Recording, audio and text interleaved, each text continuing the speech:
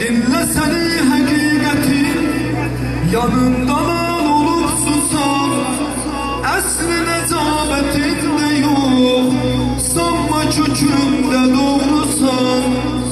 Arz edirəm tarixlərə, yazılsın ki beni bu san. Ne mercanede tesliğin vardı senin kim olsan. Ben senci duruluyam, lali cevahir oluyam. Bütün cahan bilir bunu, ebel fezem şir oluyam. Olmadı, olmadı, ebel fezem şir oluyam. Elinde zülfügar ile atam edipti cöblanım, mekam-ı tenkide odur yegane Allah aslanım. Sen ey Yezid-i heyana, göz aç beni fakat tanım, damarlarımda dövredim hemen o aslanın kanı. Hemen şücaat oluyam, zavdi gayret oluyam. Tükenmezdi şerafetim, şah-ı vilayet oluyam.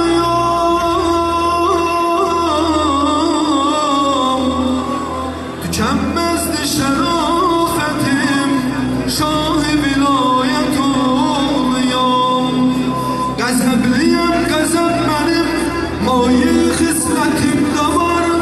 Sizi katle yitirmeye kolumda kuvvetimde var. Buna şücaatimde var, zavtıda gayretimde var. Bütün cahan bilir bunu,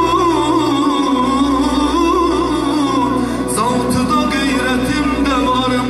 Sütunu dinin oğluyam, hakkı yeginin oğluyam. Tükenmezdi şerafetim. Buna güzel alkış eləyəcəksən. Tükenmezdi şerafetim. Çünkü Ali'nin oğluyam.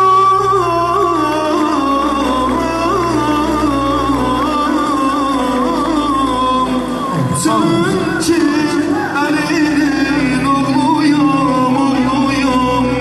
Şifalıyam bir güneşem, her tarafa şefak saçan.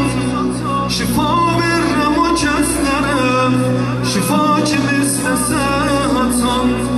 Ayaq saxla dayan sənədəyim, haqdan üz çevirib qaçan. Qoy ərz edib deyim kiməm, Kəbə evində göz açan.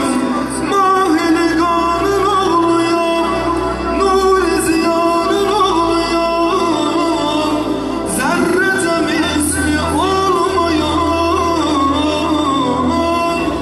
ola fetanın oğluyam.